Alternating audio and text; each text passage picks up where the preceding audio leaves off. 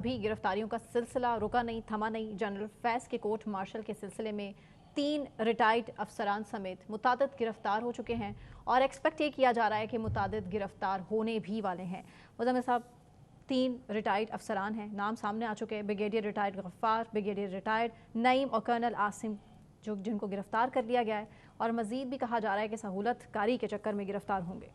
कैसे देखते हैं इन गिरफ्तारियों को? पहले दिन गिरफ्तारी जब फौज ने जाहिर की तो उसमें तो सिर्फ इतना था कि रिटायरमेंट के बाद आर्मी एक्ट की खिलाफ वर्जी की गई। लेकिन अब ये बात तस्लीम कर ली गई है कि रिटायरमेंट के बाद सियासी पैगाम रसानी और सहूलतकारी में मुलव्वस है, जिसकी तरफ ख्वाजा आसिफ साहब इशारा करते हैं। चले, ख्वाजा साहब का कहना अपनी बात है, फौज का कहना अपनी बात है। वैसे तो ख्वाजा साहब भी वजीर दिफा हैं और उनका कहना भी अपनी जगह बड़ा इम्पोर्टेंट है, ख्वाजा आसिफ साहब का, और हम उसको, क्योंकि उनका पोर्टफोलियो वजीर दिफा का है। अब सूरत हाल ये है कि सियासी सहूलतकारी और सियासी पैगाम रसानी तो फिर तहरीक इंसाफ के साथ ही है ना।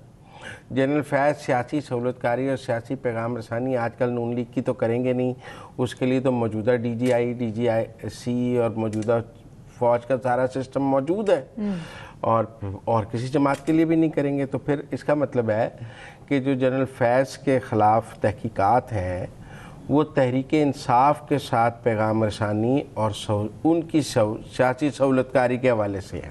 पहली बात तो ये क्लियर हो गई, और अब तो ओन कर लिया, और मतलब बाकायदा तौर पे जो चार्जेस सामने आए ऑफिशियली, उससे ये बात साबित हो गई कि ये बात अब तहरीक इंसाफ के लिए हो रही है। अच्छा, लेकिन खान साहब ने तो लातालुकी का इजहार किया। चले, खान साहब का हम लास्ट सेगमेंट में बात कर लेंगे। अभी हम फौज की बात कर लें तो खान साहब की बात हम लास्ट सेगमेंट में कर लेंगे। तहरीक इंसाफ, ठीक है ना? तो अब सूरत हाल ये है कि अगर तहरीक इंसाफ की सहूलतकारी की और आर्मी एक्ट की खिलाफ वर्जी की बात हो रही है तो बहुत सारे लोग बहुत सारे नाम ले रहे हैं जो अदर देन फौज भी हैं। मसलन साबिक चीफ जस्टिस साकिब निसार साहब का नाम भी आ रहा है। हाँ जी, उनका नाम भी आ रहा है कि बाजवा साहब के गिर्द भी घेरा तंग करने की कोशिश की जा रही है। देखिए, मैं बाजवा साहब के बारे में आपको क्लियर करता हूँ। मैं नहीं समझता इस सारे मामले में बाजवा साहब कहीं भी पकड़े जाएंगे, क्योंकि फौज के अंदर एक सिस्टम है कि जो आर्मी चीफ के अहकामात हैं उनको एक सैंक्टिटी और कवर हासिल है। जनरल बाजवा ने जो अहकामात बतौर आर्मी चीफ दिए हैं उन पर उनको प्रोसिक्यूट नहीं किया जा सकता, वो गलत है या सही है फौज के निज़ाम में। और आर्मी चीफ से हटने के बाद उनके इमरान खान से इतने अच्छे तल्लुकात नहीं थे कि वो इमरान खान की सहूलतकारी करते। आप मेरी बात समझे।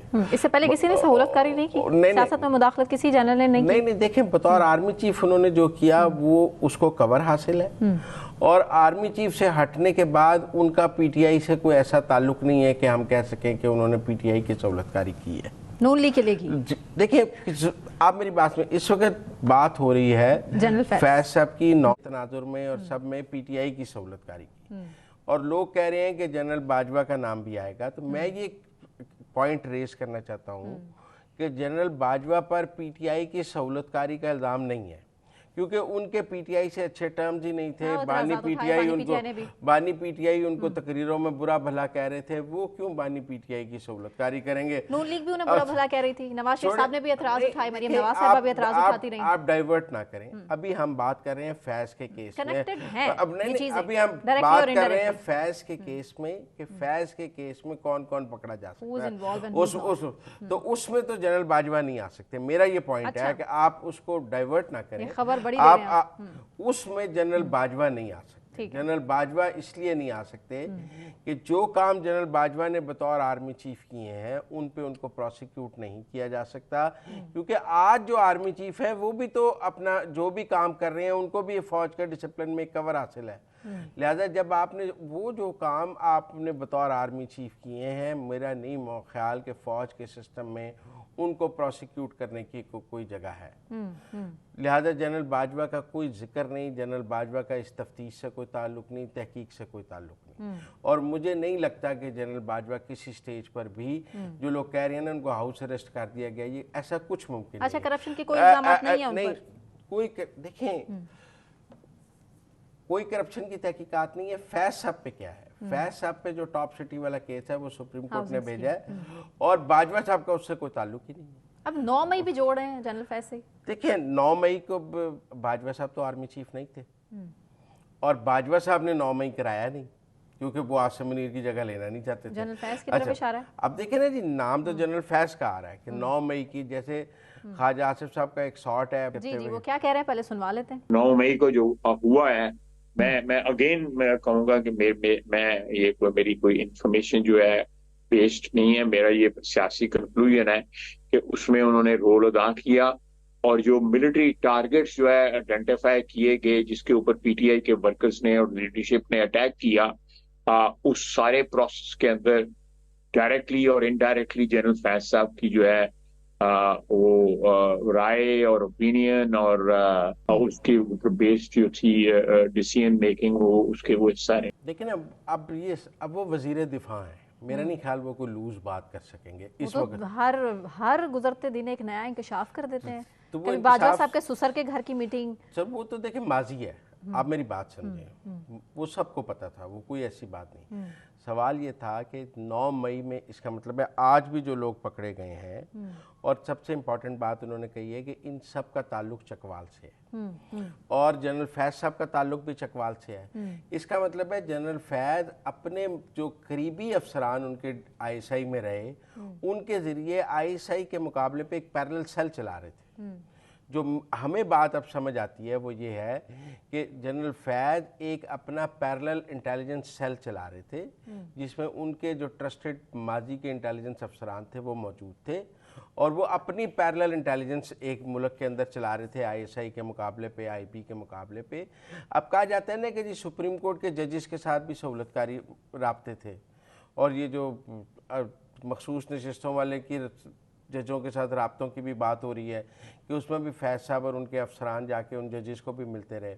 और फिर साकिब निसार साहब का भी बहुत नाम आ रहा है कि साकिब निसार साहब भी इस ग्रेट गेम का हिस्सा रहे हैं और उनका भी बहुत राब्ता जनरल फैज से रहा। तो ये मुझे लगता है कि एक parallel state with in state वाली बात है। वो कहते हैं रियासत के अंदर रियासत बनाकर जनरल फैज जो है वो चला रहे थे, जिस नेटवर्क को ब्रेक किया गया है, मेरा ख्याल है उन्होंने एक पैरेलल अपना इंटेलिजेंस विंग बना लिया। उस वक्त फौज को इल्म नहीं था इस हकीकत का कि क्या कर रहे हैं जनरल फैज? देखिए कब इल्म तो हुआ मुझे तो पता नहीं, लेकिन अब जो चीज़ें अनफोल्ड हो रही हैं मैं उनके बारे में बात कर रहा हूँ। मुझे क्या पता था या नहीं था, आंखें बंद की हुई थी, फौज ने सरफे नज़र किया हुआ था या फौज को अभी हकीकत पता चली, इस सारे पे तो मैं राय नहीं देना चाहता। मतलब बड़ा वैलिड क्वेश्चन है आपका कि क्या पहले से नहीं पता था ये सब कुछ हो रहा है, और क्या पहले आपने देखे ना जी फैज़ाबाद धरना कमीशन में भी जनरल फैज को बचाया गया। आप सुप्रीम कोर्ट के उसमें जनरल फैज को जीएसक्यू ने सेव किया। अब उस बारे में ये कहा जाता है कि जो फैजाबाद धरना में जो जनरल फैज का रोल था वो आर्मी डिसिप्लिन में था, उस वक्त के आर्मी चीफ की मर्जी से था। लिहाजा वो तमाम काम जनरल फैज ने जो उस वक्त के आर्मी चीफ की मर्जी से किए हैं उन पे उनको प्रोसिक्यूट नहीं किया जाए।